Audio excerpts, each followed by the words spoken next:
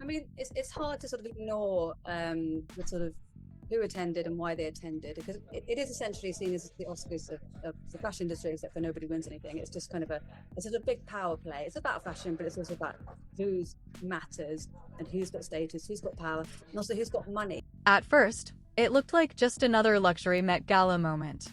Beyoncé on the carpet, blue ivy beside her, cameras flashing. A perfect family image built for the world to admire. But within hours, that same moment turned into something entirely different online. Because now people are asking a question no one expected. Why was a 14-year-old at an event that officially has an 18-plus age rule? And it doesn't stop there. Reports are now claiming that Matthew Knowles, the man who helped build Beyoncé's entire career from the ground up, is accusing his own daughter of something so serious, so controversial, that the internet is completely split over it. On one side, it looks like legacy. A mother introducing her daughter to the biggest stage in fashion. A carefully controlled moment of power, status, and generational fame. But on the other side, viewers saw something very different. A teenager in a hyper-adult environment. Adults surrounding her, directing her every move. And sunglasses she refused to take off, almost like she was blocking out the entire room. Now the conversation is no longer about fashion. It's about control. It's about power. And it's about whether what looked like a proud family moment was actually something far more uncomfortable underneath. And when Matthew Knowles enters the story, everything changes. Because suddenly, this isn't just the Met Gala anymore. It becomes a question about what really happens behind the image. And the moment you start breaking that image apart, you realize this story was never just about a dress, or a red carpet, or even a single night in New York. It was about how modern fame actually works when it starts reaching into the next generation. Because Blue Ivy is not just Beyoncé's daughter anymore in the public eye. She is now a public figure in her own right, whether she chose that or not. Every appearance she makes is studied, replayed, slowed down, and interpreted like it carries hidden meaning. And the Met Gala is the perfect stage for that kind of scrutiny. It is not a normal event. It never was. It is not just fashion, and it is not just celebrities wearing expensive clothes. It is an invitation-only system built on hierarchy, influence, and cultural control. Who gets in, who sits where, who is photographed first, who gets remembered the next day, that is the real competition. And when a 14-year-old steps into that space, even as a guest of a co-chair, the entire meaning of the moment shifts instantly. Because now she is not just attending an event. She is being positioned inside a system that most adults spend their entire careers trying to enter. That is why this moment spread so fast online. Not because people were shocked at fashion, but because they were trying to decode what it meant for someone that young to be standing in that exact environment, under that level of pressure, with that level of visibility. And in the middle of all this attention, every small detail starts to get magnified. The sunglasses, the posture, the refusal to remove them when multiple people reportedly asked, the way she stood slightly apart, even when surrounded by family. None of these things are proof of anything on their own, but in the internet age, fragments become narratives very quickly. People begin to project meaning onto still frames. Confidence becomes defiance. Composure becomes resistance. Silence becomes tension. And suddenly, a 10-second clip carries the emotional weight of an entire story that was never actually shown in full. But behind all of that, there is another layer that is even more important, and it has nothing to do with fashion at all. It is about legacy. Because Blue Ivy is not the first child in that family to grow up inside the entertainment industry. She is actually part of a pattern that stretches back decades. Beyoncé herself grew up in rehearsals, studios, tours, and competitions. Her childhood was not private, it was structured around performance. And that is where Matthew Knowles enters the conversation in a more complicated way. Because regardless of public opinion about him, one thing is undeniable. He built a system. A highly disciplined, highly competitive structure that turned a local group into a global phenomenon. His methods were strict, often controversial, and widely discussed by former members over the years. Some describe it as discipline. Others describe it as pressure. but almost everyone agrees it was intense. And that intensity is part of why his voice in this current discussion carries weight for some people online. Not because he is always right, but because he understands what early exposure to fame actually looks like behind the scenes, both the opportunities and the cost. So when reports circulate about him criticizing aspects of how younger generations are being introduced into high-profile spaces, people immediately connected back to that history. Not as proof of anything, but as context for why the conversation feels emotionally charged.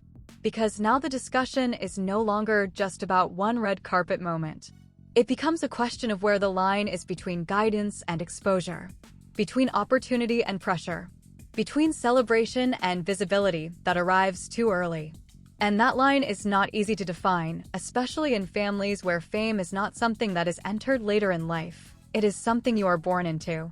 From the outside, the Met Gala moment still looks polished, controlled, carefully curated. A mother and daughter appearing together in one of the most exclusive cultural spaces in the world. That version is still valid. It still exists. It is still the official image that was presented. But public perception does not stop at official images anymore.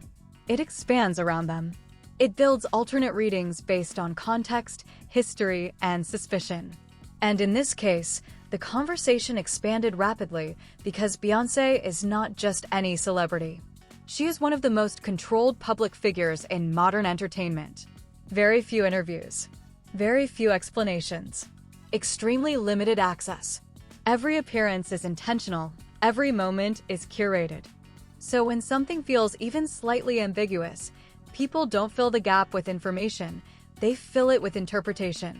And interpretation spreads faster than clarification ever does. That is why the Met Gala clip did not stay a fashion moment for long. It turned into a debate about parenting, fame, childhood visibility, and what it means to grow up inside an industry where cameras are always present. And as the discussion escalated, another uncomfortable reality became part of the conversation too. The internet no longer separates family identity from public performance. When a child appears in a high-profile space, they are no longer seen only as a private individual. They are seen as part of a brand ecosystem. And that creates a pressure that most people watching online do not fully account for when they react emotionally to a clip. Because every gesture is now interpreted through multiple lenses at once: art, control, branding, legacy, and personal choice. And depending on which lens you use, the exact same footage can tell completely different stories. That is why this moment has not settled. It keeps resurfacing because it sits at the intersection of so many unresolved cultural questions. And until those questions are answered more clearly, not by speculation, but by actual context, the conversation is going to keep looping back. Back to the same clip. Back to the same sunglasses. Back to the same moment that looked simple on the surface, but became complicated the second it left the camera frame. And what happens next is where the story deepens even further. And once a story reaches that level of interpretation, it stops being about what actually happened in the moment and starts becoming about what people believe that moment represents. That's exactly where things went next with the Met Gala discussion. Because after the initial wave of reactions, the conversation didn't slow down. It expanded. More clips surfaced. More commentary videos appeared. More breakdowns from body language analysts, fashion critics, and social media observers all started layering their own interpretations onto the same short sequence of footage. And with every new angle, the original moment became harder to isolate from the noise around it. But underneath all of that, one fact remained unchanged. Blue Ivy was standing in one of the most exclusive cultural spaces in the world at an age where most people are still being shielded from it. And that contrast is what kept the debate alive. Some people looked at it and saw empowerment. A young girl being introduced early to a world her family helped shape. A moment of inclusion, legacy, and confidence. Others saw something more complicated.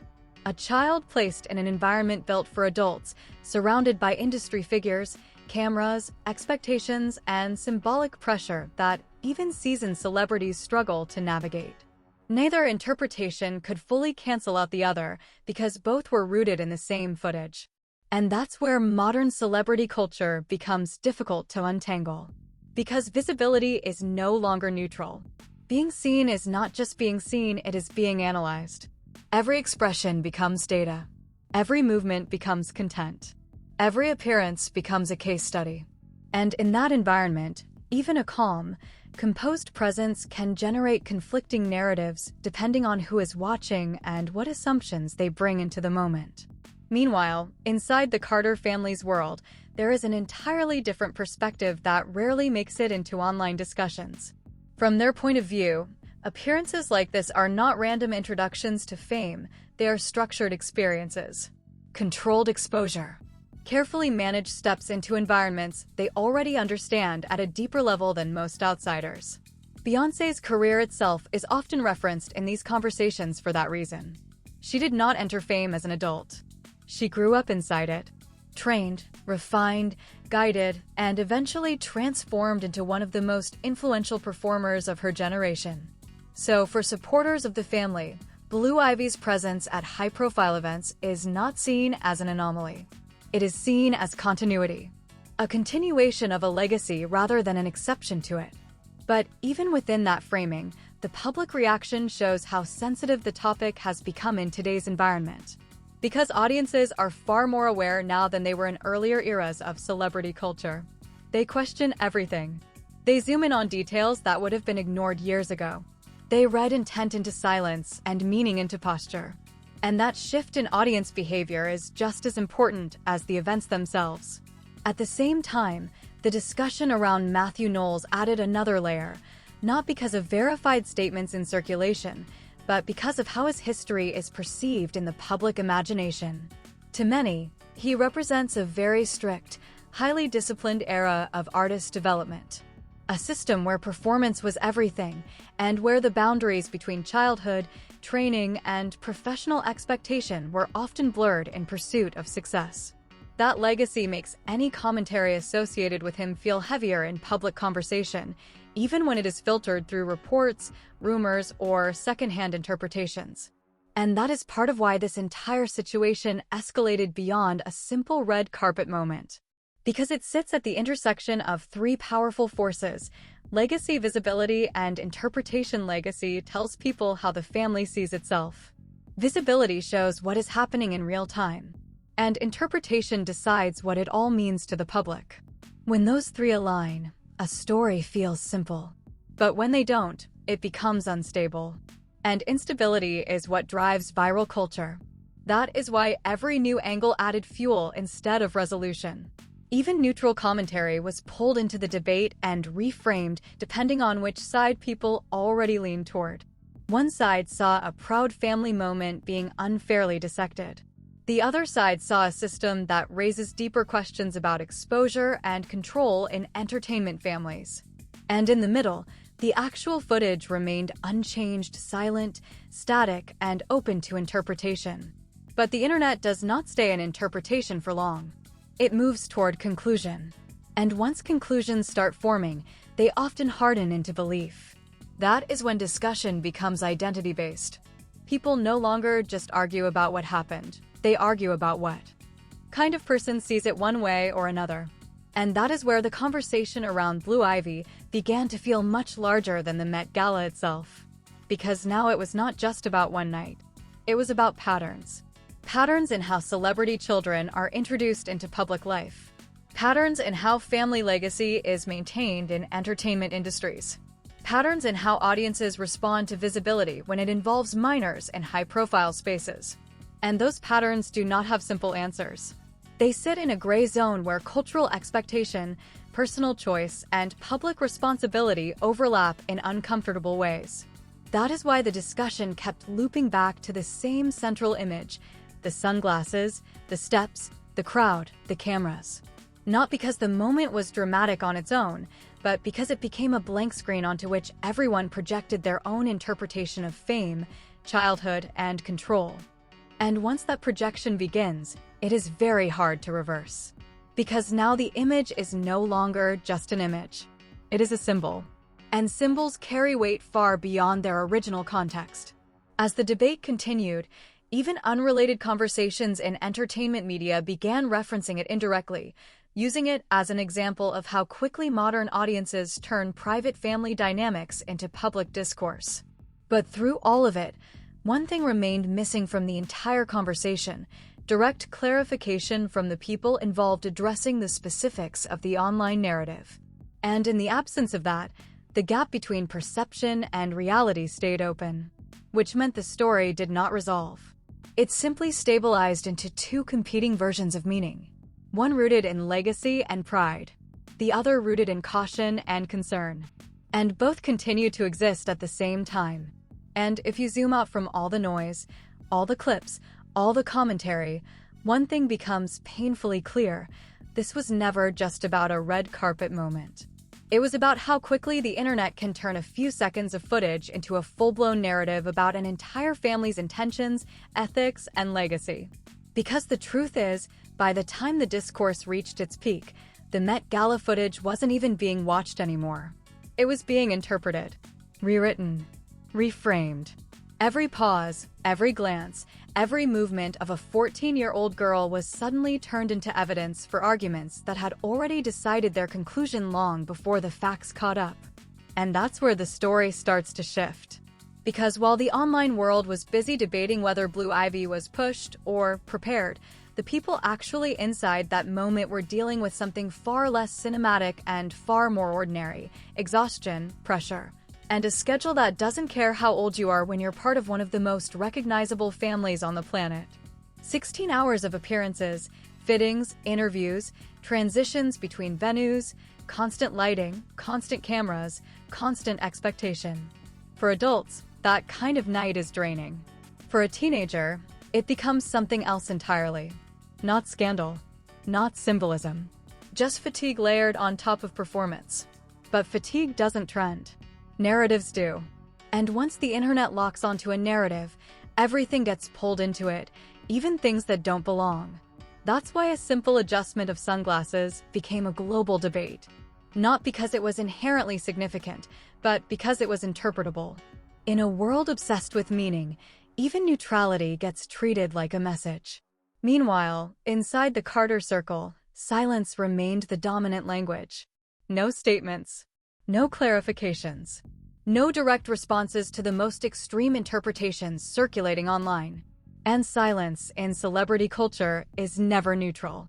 It always gets assigned meaning by whoever is watching. To some, it reads like dignity, a refusal to feed chaos. To others, it reads like avoidance, a refusal to engage. But in reality, silence is often just control. Control of timing. Control of narrative. Control of when and how something is addressed, if it ever is. Because not every viral moment deserves a press conference. And not every online theory deserves acknowledgement. But the internet doesn't operate on that principle. It operates on escalation. The more people debated Blue Ivy's presence, the more the conversation expanded beyond her. Suddenly, it wasn't just about one night. It became about parenting, about legacy, about industry pressure, about whether fame itself is something a child can ever consent to when they're born into it. And that's where the conversation became uncomfortable for everyone involved. Because there is no clean answer to that question. Not in entertainment. Not in legacy families. Not in systems where visibility is both opportunity and burden at the same time. What complicates it further is the public memory of both parents. Beyoncé's career didn't begin in comfort or control. It began in structure, discipline, expectation. Jay-Z's path came through a completely different kind of survival logic.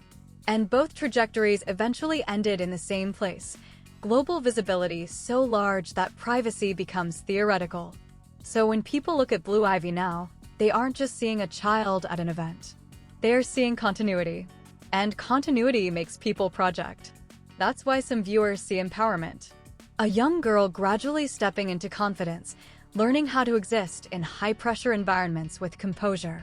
And others see exposure. A child being introduced to an adult world before most kids even understand what public image means. Both interpretations feel emotionally convincing depending on where you stand. But neither of them can actually be proven from a single clip. What can be proven, however, is how quickly the discourse forgets the human being at the center of it. Because Blue Ivy in all of this is not a symbol, not a metaphor, not a case study. She is a teenager moving through a moment that the entire world decided to attach meaning to without asking whether meaning was even required. And while the internet was dissecting intent, another layer of the conversation was unfolding in the background, the industry itself.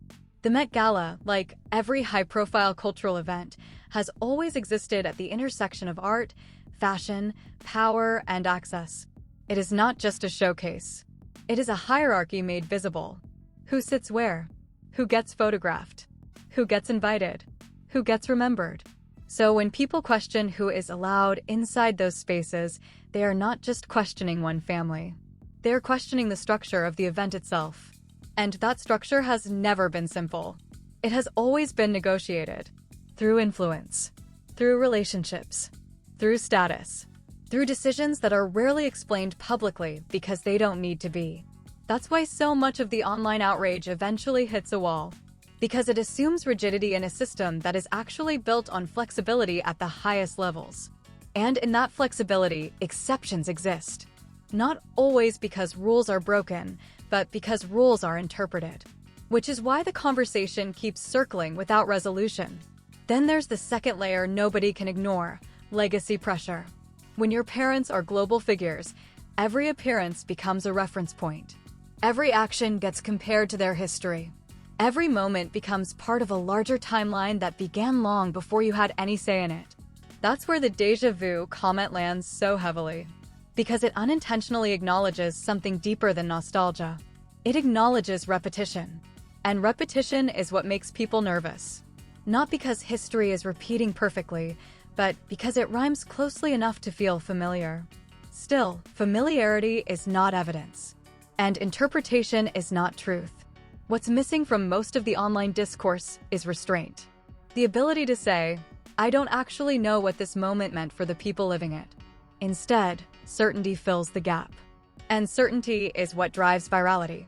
But behind that certainty, the real situation remains unchanged. A family attending a major cultural event. A young teenager stepping into a space designed for adults. Cameras capturing fragments. The internet assembling those fragments into a story that feels complete, even when it isn't. And that gap between fragment and story is where most of the misunderstanding lives. Because once a narrative becomes viral, it stops belonging to the people involved and starts belonging to the audience interpreting it. At that point, even clarification struggles to reverse it.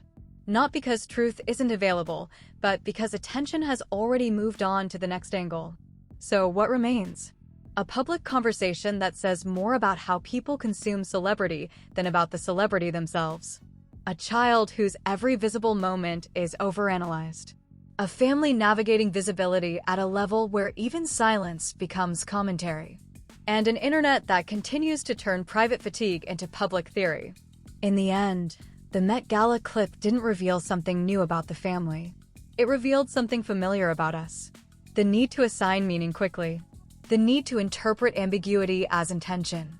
The need to turn a few seconds into a full story before the moment has even finished breathing. And maybe that's the real takeaway here.